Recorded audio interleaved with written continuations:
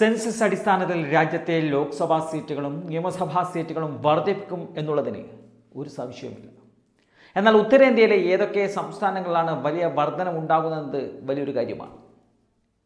നമ്മൾ എല്ലാവരും വിചാരിക്കുന്നത് പോലെ ഉത്തർപ്രദേശിലോ അല്ലെങ്കിൽ ബീഹാറിലോ ഒരു വലിയ വർധനവിന് കേന്ദ്ര സർക്കാർ ശുപാർശ ചെയ്യില്ല എന്നുള്ളത് വ്യക്തമാണ്.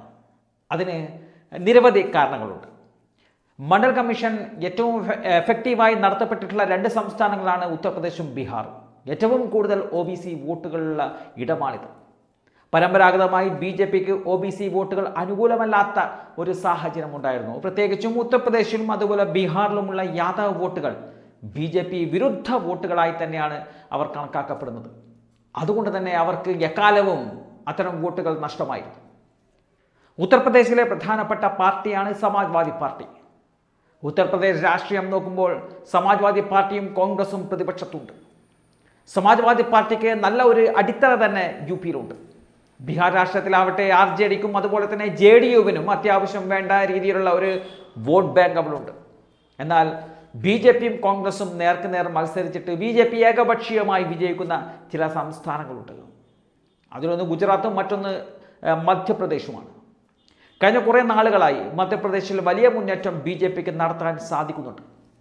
ഇത്തരത്തിലുള്ള സംസ്ഥാനങ്ങൾ തേടിപ്പിടിച്ച് അവിടുത്തെ സാധ്യതകൾ പരമാവധി മുതലെടുത്ത് അവിടെ സീറ്റ് വർധനവ് ഉണ്ടാക്കിയെടുത്താൽ വലിയ വിജയം ഉറപ്പാക്കാൻ വേണ്ടിയുള്ള ഏകദേശ ധാരണയിലേക്കാണ് BJPയും അതുപോലെ തന്നെ ഡീലിമിറ്റേഷൻ കമ്മിറ്റിയും എത്തിച്ചേരാൻ ഇപ്പോൾ ശ്രമിച്ചുകൊണ്ടിരിക്കുന്നത്. BJP വലിയ തോതിലുള്ള ഇടപെടൽ ഇലക്ഷൻ കമ്മീഷനുമായി ചെലുത്തുന്നത് പോലെ തന്നെ അതുപോലെ തന്നെയാണ് ഡീലിമിറ്റേഷൻ കമ്മീഷനുമായി ബന്ധപ്പെട്ടും ഇപ്പോൾ പ്രവർത്തിച്ചു വരുന്നത് എന്നാണ് വിമർശനങ്ങൾ. അതുകൊണ്ടാണ് രാഹുൽ ഗാന്ധിയും പ്രതിപക്ഷ സഖ്യവും ശക്തമായിട്ടുള്ള ഒരു എതിർപ്പ് ഇപ്പോൾ പ്രകടിപ്പിച്ചുകൊണ്ട് രംഗത്തെത്തിയിരിക്കുന്നത്.